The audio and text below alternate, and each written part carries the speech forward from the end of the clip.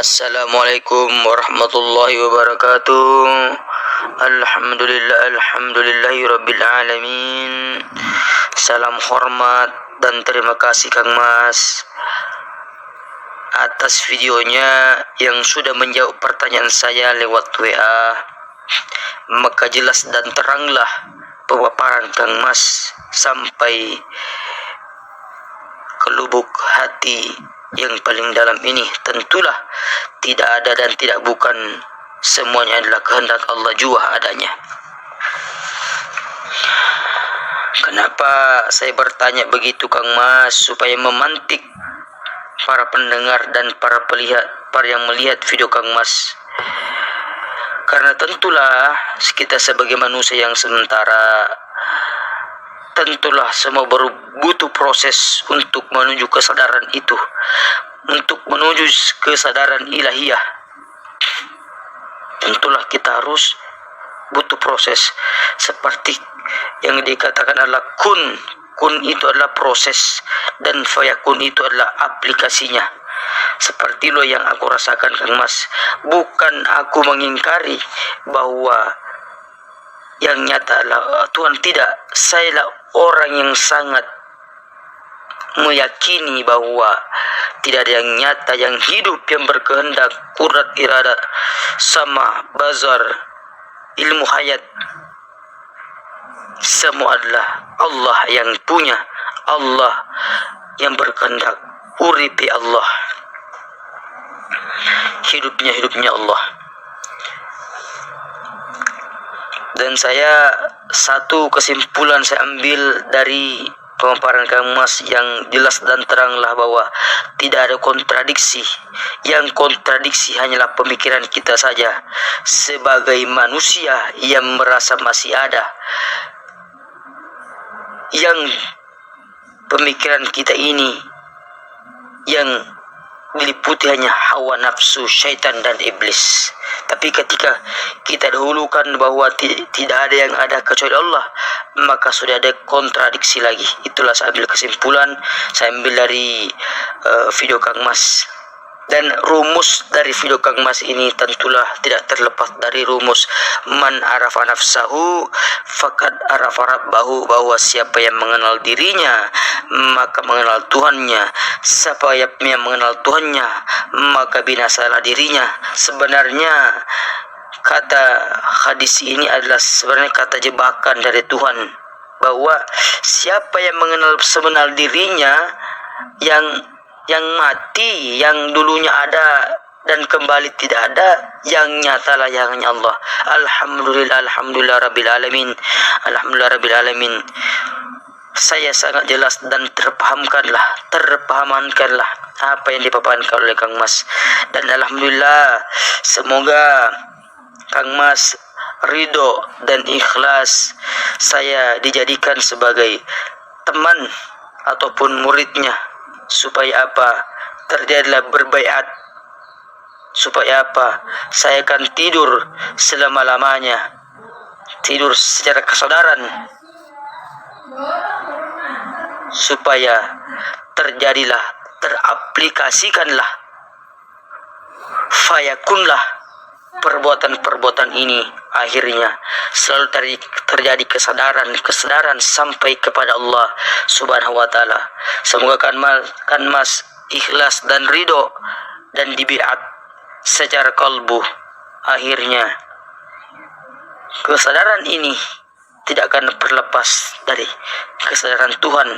Muncullah cinta yang hanya adalah cinta antara hamba dan Allah Subhanahu wa taala. Dan supaya apa? Bahwa supaya apa yang saya lakukan dunia ini lebih hikmat lagi, lebih khusyuk lagi menuju Allah Subhanahu wa taala, yang menghambakan diri jasad ini kepada yang maha hidup, yaitu yang maha menggerakkan. Amin amin ya rabbil alamin. Assalamualaikum warahmatullahi wabarakatuh. kekuasaannya kepada kamu dan menurunkan rezeki dari langit untukmu. Bila rezeki uang itu datangnya turunnya dari langit yang dohir ini, maka ya kebiuan uang kita, akhirnya mati. Ayo coba kita hayati, apa sih langit itu? Langit itu adalah bukan di luar, tapi langit itu di dalam diri inilah yang dimaksud langit. Iman kepada Allah di dalam, iman kepada kitab di dalam, iman kepada para malaikat di dalam, iman kepada Rasul di dalam, iman kepada hari kiamat di dalam, iman kepada qadar dan qadar di dalam, serba di dalam semua. Karena Allah babakan hati. Bisa dipahami? Nah, mari kita lanjutkan ayatnya.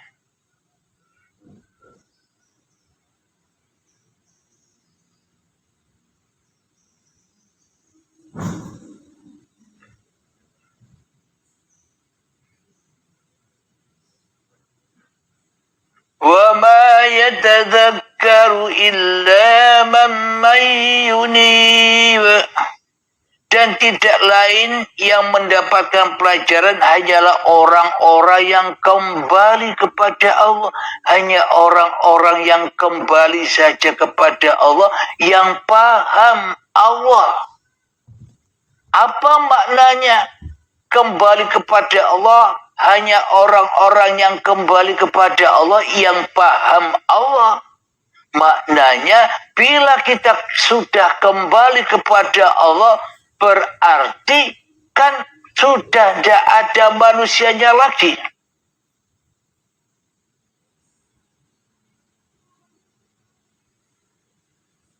Bila manusianya belum kembali kepada Allah, maka manusianya takkan pernah paham.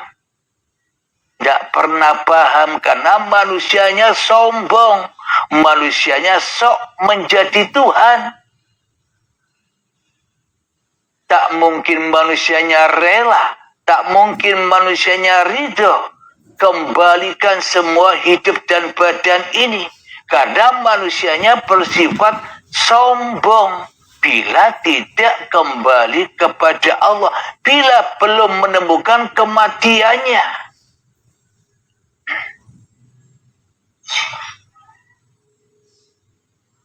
Ayat yang selanjutnya, fad'ullaha mukhlishina lahud-din walau karihal kafirun. Maka sembahlah Allah dengan tulus ikhlas beragama kepadanya, meskipun orang-orang kafir tidak menyukainya. Ya Allah, dijawab langsung oleh Allah. Ada yang komen, dijawab langsung oleh Allah. Maka sembahlah Allah dengan tulus ikhlas beragama kepadanya. Maknanya sembahlah Allah dengan tulus ikhlas itu apa? Tulus ikhlaslah, kembalikan hidup dan badan ini milik Allah. Meskipun orang-orang kafir tidak menyukainya, orang-orang yang kafir tidak menyukai berita ini. Orang-orang kafir tidak menyukai dengan apa yang sudah dijelaskan oleh Allah di dalam Al-Quran. Orang-orang yang masih merasa wujud diri manusianya tidak suka dengan berita ini. Kenapa? Karena manusianya masih kafir kepada Tuhannya.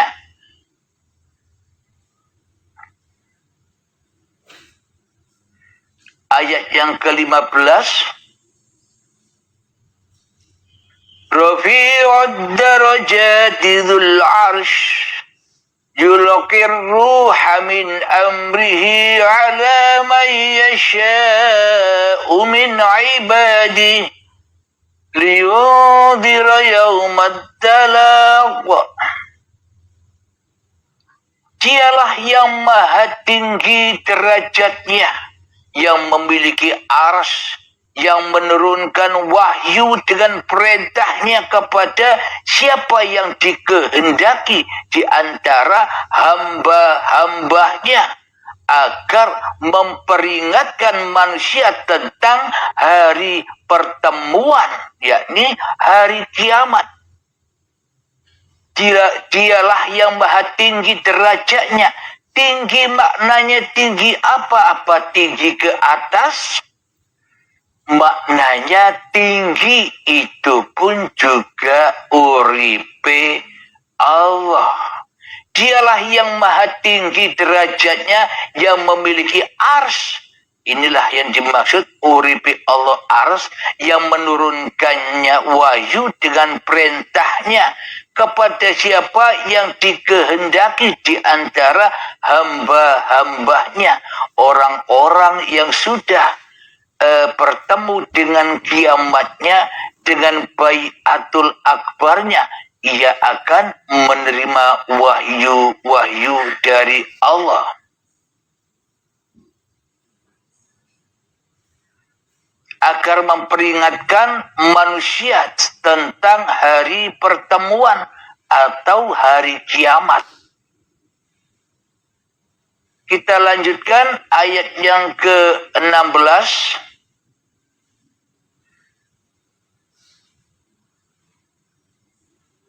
Yaumahum barizun لا يخفى على الله منهم شيء لمن الملك اليوم لله الواحد القهار. Artinya, yaitu pada hari ketika mereka keluar dari kubur, tidak sesuatu pun keadaan mereka yang tersembunyi di sisi Allah. Lalu Allah berfirman, milik siapakah kerajaan pada hari ini? Milik Allah yang Maha Esa, Maha mengalahkan. Mari kita ulang, yaitu pada hari ketika mereka keluar dari kubur. Ini pemahaman hawa nafsu, menyangka cerita ini besok ketika badan sudah mati, ketika badan sudah dikubur, ketika badan sudah mati, ketika badan sudah dikubur, kira-kira apa ada cerita lagi? Jangankan saat mati, saat tidur saja kita tidak tahu apa-apa.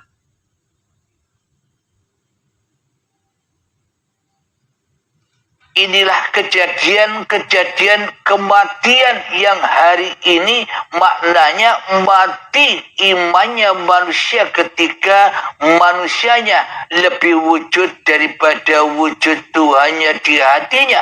Itulah yang dimaksud alam kuburan. Manusia dibelenggu, dikubur di dalam badan-badannya yang dari tanah ini. Yaitu pada hari ketika mereka keluar dari kuburnya, tidak sesuatu pun keadaan mereka yang tersembunyi dari sisi Allah. Siapa yang keluar dari kubur? Orang-orang yang taubat, orang-orang yang berbaiat, orang-orang yang sudah ketemu mati sebelum matinya. Itulah orang-orang yang keluar dari kuburannya sadar bahwa hidup ini Allah, sadar bahwa badan ini bukan milik manusianya.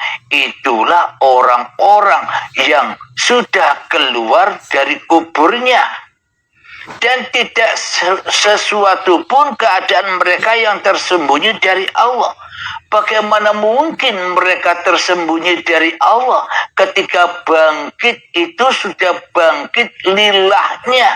Manusianya sudah tidak ada, maka tak akan ada yang tersembunyi di sisi Allah. Nyatalah Allah. Manusianya sudah bangkit. Apa maknanya bangkit? Bangkit kembali kepada asal-usul kejadiannya. Asalnya goib, kembali goib. Asalnya tiada, kembali tiada. Asalnya tak nyata, kembali tak nyata.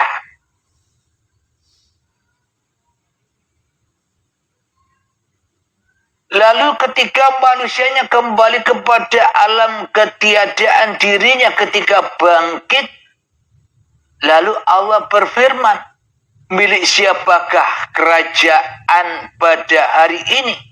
Milik Allah yang Maha Esa, Maha mengalahkan. Ketika kita sudah kedatangan, ketika kita sudah menjada wajada di dalam keheningan kita, maka di situ akan ketemu hidup siapakah selama ini yang kita akui sebagai hidup kita. Ketika kita sudah bangkit, maknanya bangkit itu kebalikannya.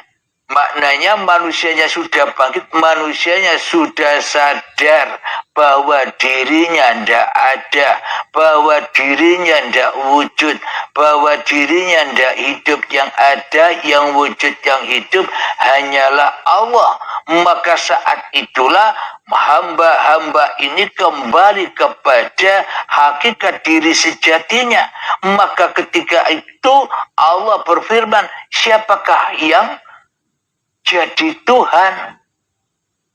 Ya pasti Allah menjawab, innani anallah. Sesungguhnya akulah Allah, la ilaha illa ana, tiada Tuhan selain aku.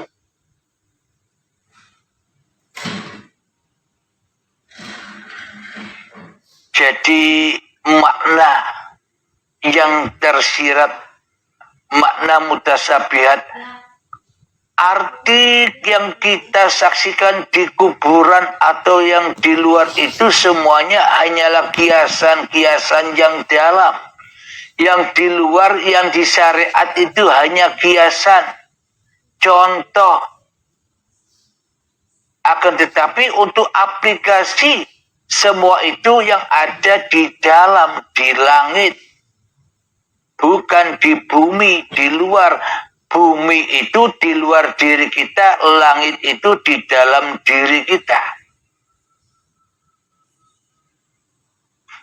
Kemudian ayat yang ke-17. Al-yawma tujza kullu nafsin bima kasabat la dhulma al-yawm inna Allah syari'ul hisab. Pada hari ini setiap jiwa diberi balasan sesuai dengan apa yang telah dikerjakannya. Tidak ada yang dirugikan pada hari ini. Sungguh Allah sangat cepat perhitungannya. Bagi orang-orang yang sudah berbaiat akan paham ini. Pada hari ini setiap jiwa diberi balasan sesuai dengan apa yang telah dikerjakan. Tidak ada yang dirugikan pada hari ini. Orang yang rugi itu orang yang tidak ketemu hari kiamatnya. Orang yang rugi itu orang yang belum bangkit dari kuburannya. Ia akan disiksa terus. Ia akan diazab terus di dalam kuburan badannya. Karena belum ketemu hari kiamatnya. Nunggu-nunggu hari kiamatnya kapan datang. Sementara di dalam kuburnya disiksa dengan api-api azab yang pedih. Kapan hari kiamat tiba? Kapan hari kiamat tiba?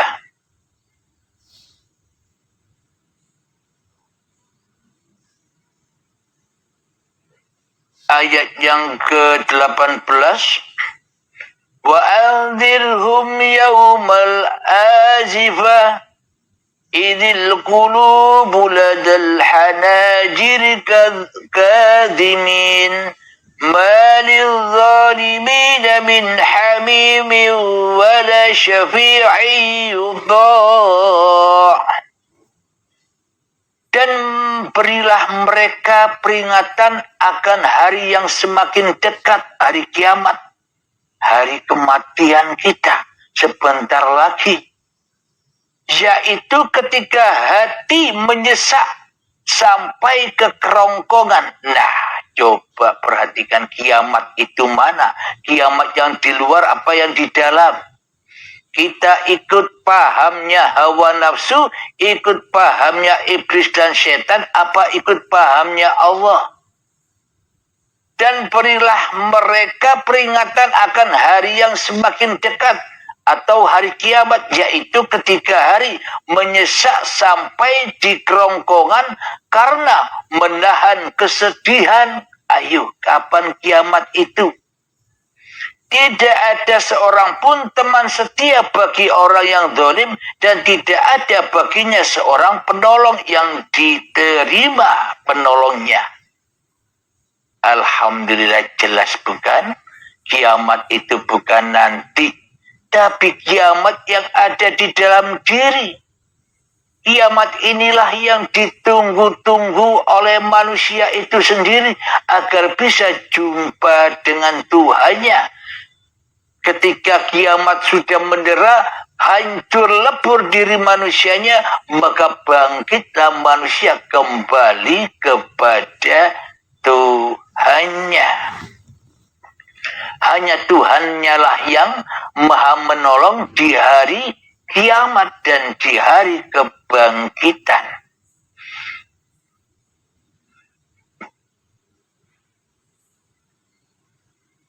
Ayat yang ke-20.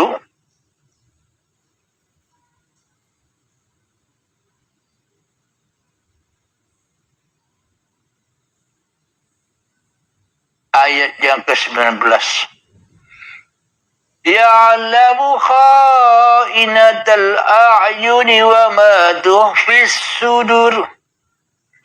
Wa ma tukhfis sudur. Dia mengetahui pandangan mata yang khianat dan apa yang tersembunyi dalam dada. Maknanya di dalam dadanya masih uripe manungsane, pasti berkhianat. Bila di dalam dada ini, bila hidup ini masih diakui sebagai hidup manusianya, kehidupan kita penuh dengan pengkhianatan kepada Allah, penuh pengkhianatan kepada yang menciptakan.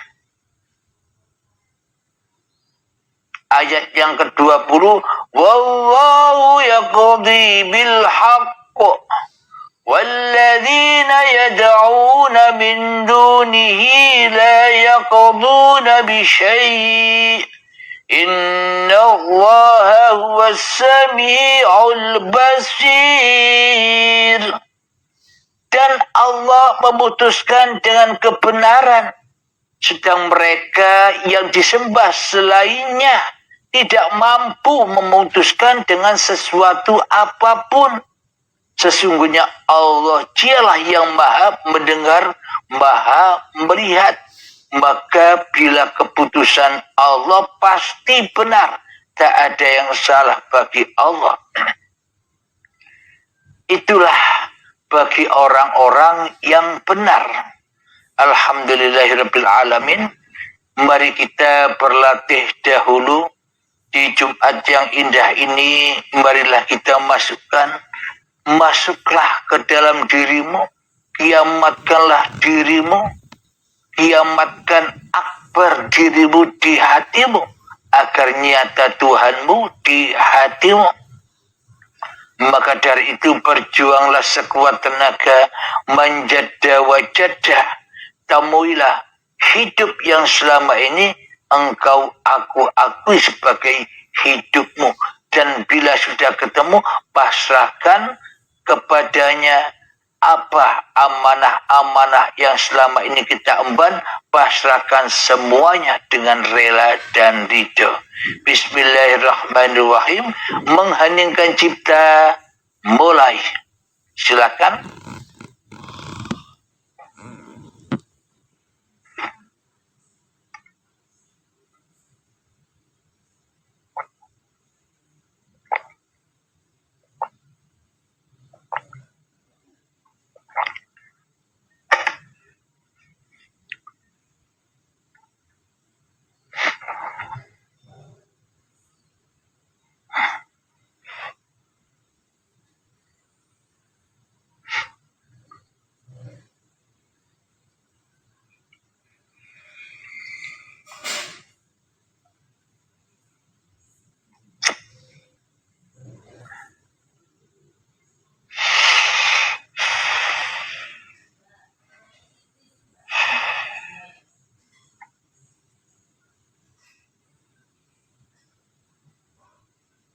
Kiamatkanlah dirimu di hari Jumat ini,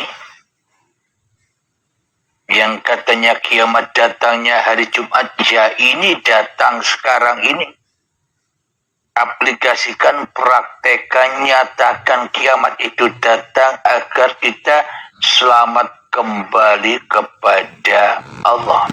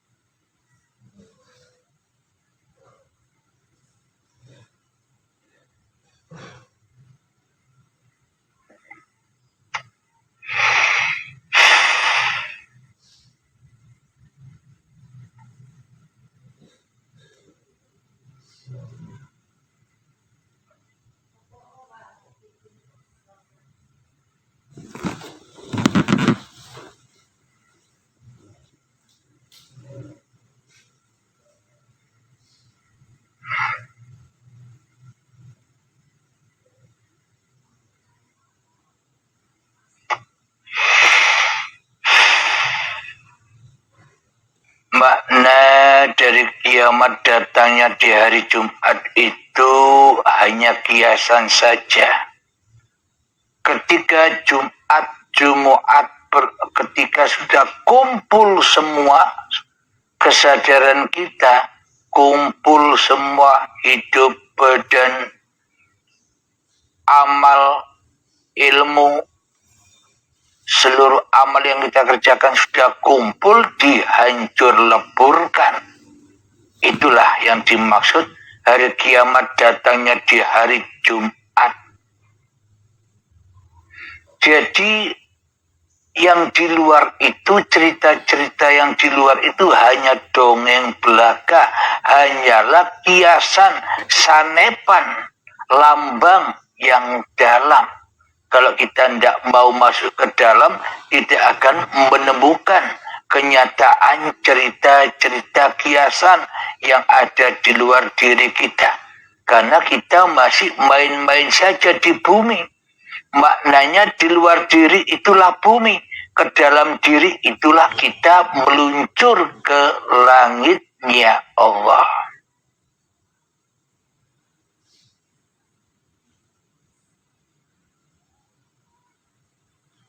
Mengheningkan cipta selesai.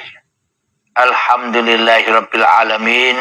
Semoga saya khususnya dan semoga kita semua selalu dimudahkan untuk kembali kepada Allah. Amin amin ya rabbal alamin.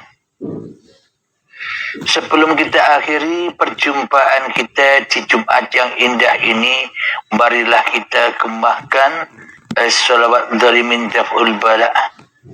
Allahumma salli ala sayyidina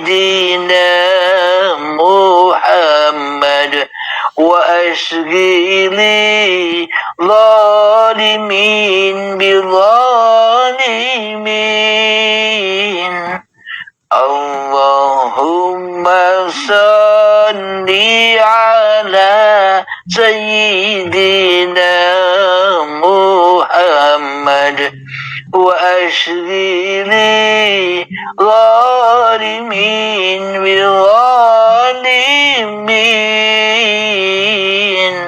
wa akhrijna min bainihim salimin wa ala alihi wa sahbihi ajma'in. Bismillahirrahmanirrahim. Rabbana atina fid dunya hasanah wa fil akhirati hasanah wa qina adzabannar. Wa sallallahu ala sayyidina Muhammad wa ala alihi wa sahbihi wa sallam. Walhamdulillahi rabbil alamin. Akhir kalam.